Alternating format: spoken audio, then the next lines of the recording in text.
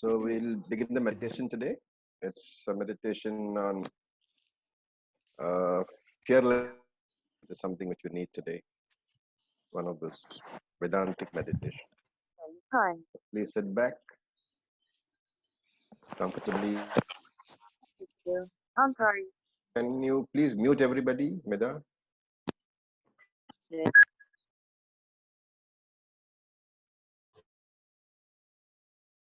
Yourselves muted because we are in the meditation part and we don't want disturbances.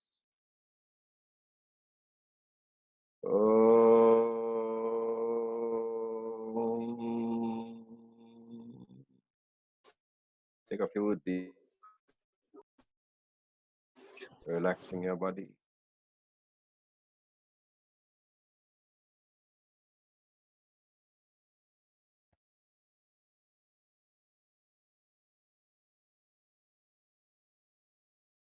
Keep your mind focused.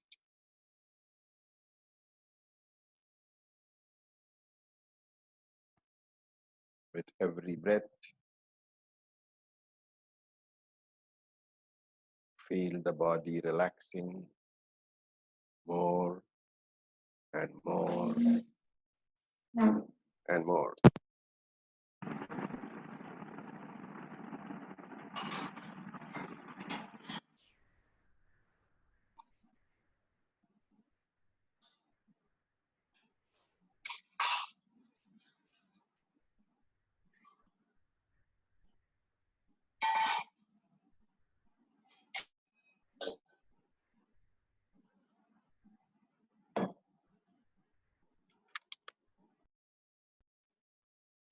With every exhalation,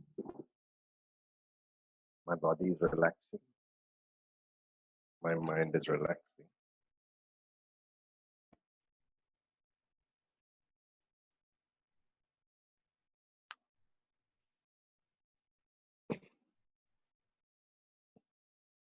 One of the qualities necessary for a spiritual seeker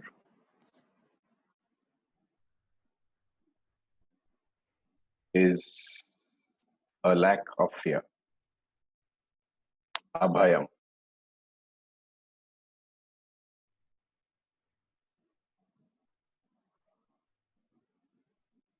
This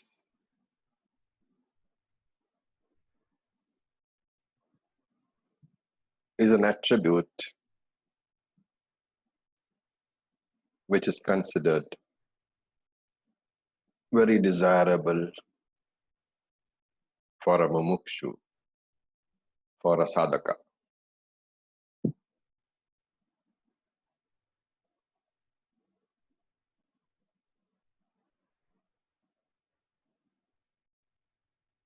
Fear can arise from many sources. The main one is fear of death.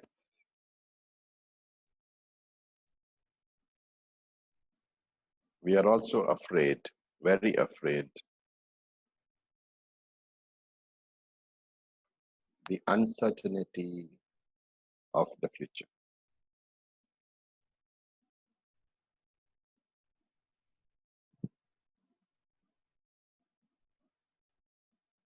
What I need to recognize is that fear is an emotion.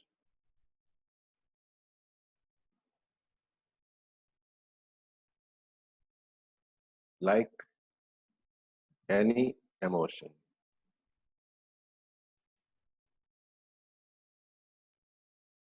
fear all is the consequence of the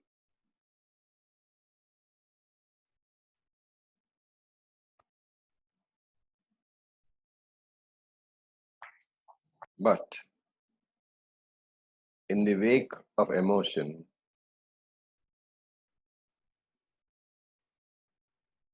we often fail to cognize, to recognize the thought.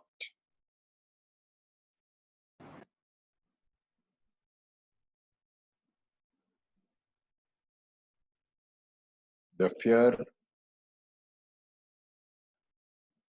for example,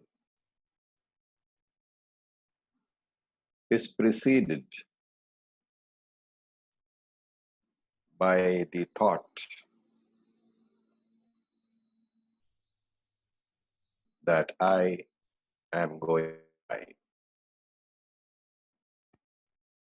The emotion is so strong that we fail to recognize the thought behind it.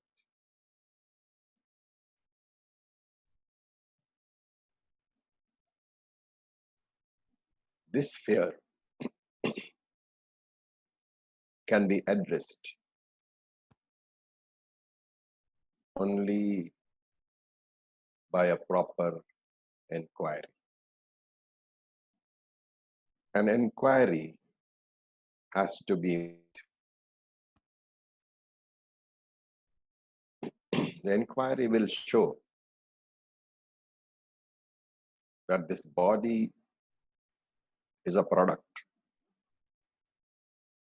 Like any product, it has a beginning, and therefore it has to have an end. What has to will die. Nothing can prevent that. After all, how far away is Lord Yama? We walk under his shadow all the time. He could be operating through the driver of any vehicle on the road.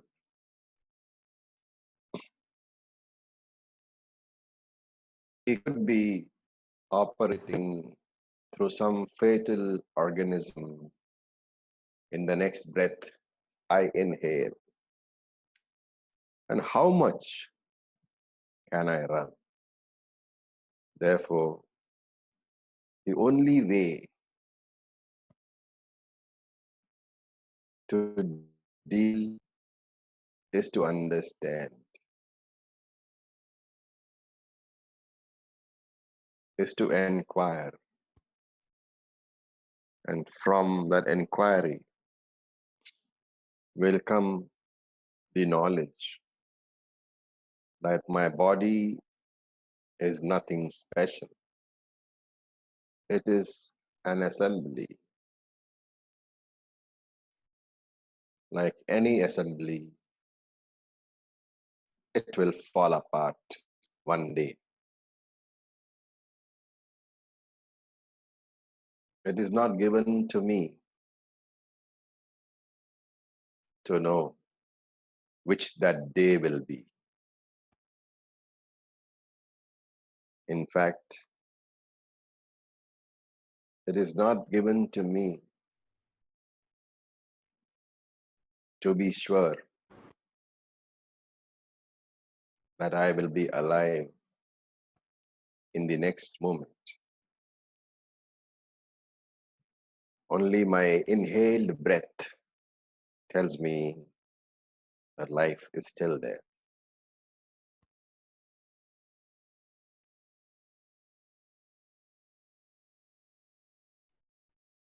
I can handle this by creating positive thought patterns, excluding thoughts of death. Let me live one day at a time.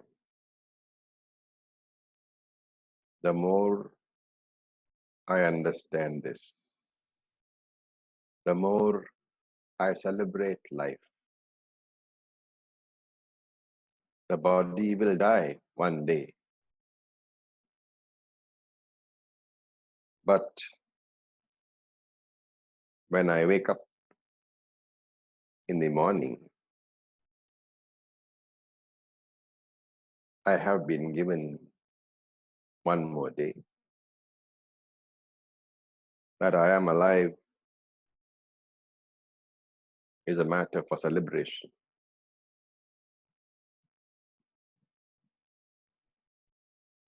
a matter for thanking the Lord. This is the way I address my fear of death. I understand the body has to die. So that is something I cannot prevent. Let me therefore enjoy each day at a time.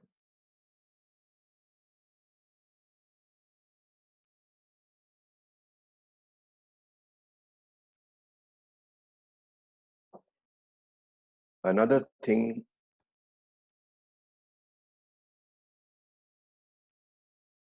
we are all afraid of is the future. Take something simple.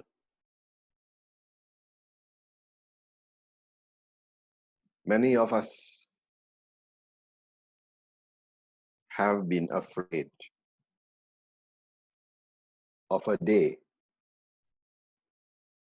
when household help, when your maids, your drivers, your delivery boys will not be available. In the past, the thought of their absence was sufficient to make me very anxious. But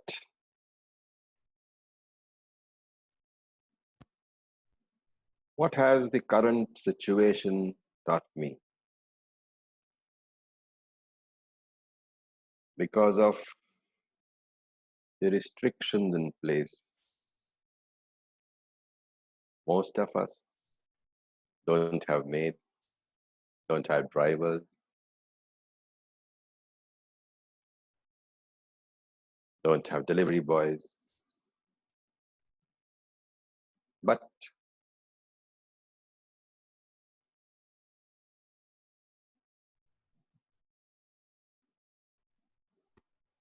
the understanding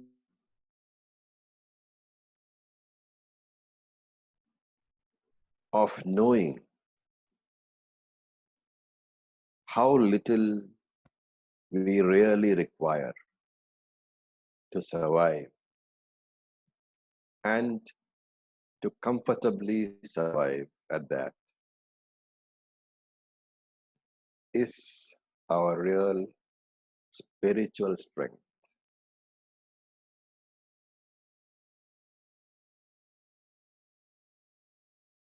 To survive is no great achievement. Every animal survives, every insect survives. They are not worried about their future.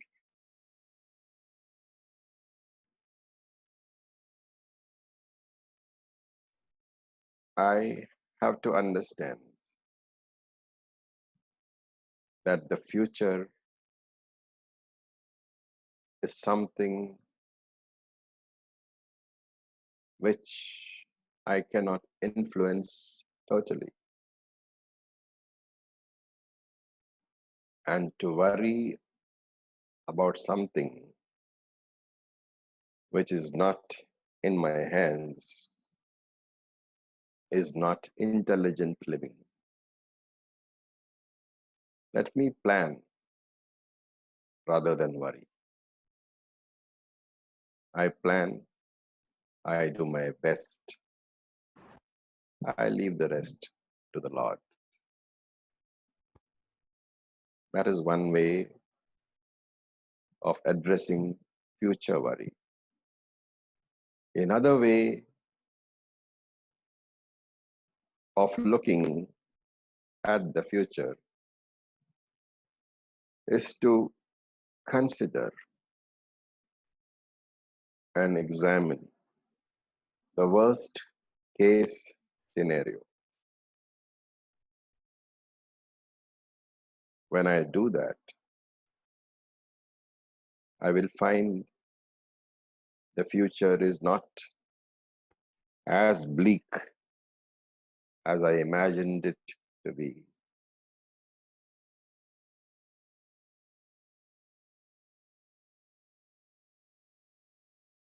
As a karma yogi, as a spiritual seeker, I surrender to the Lord. He will show me a way. Once I surrender, I will no longer be disturbed. I will no longer be afraid. This surrender to the Lord is the foundation of fearlessness. Abhayam.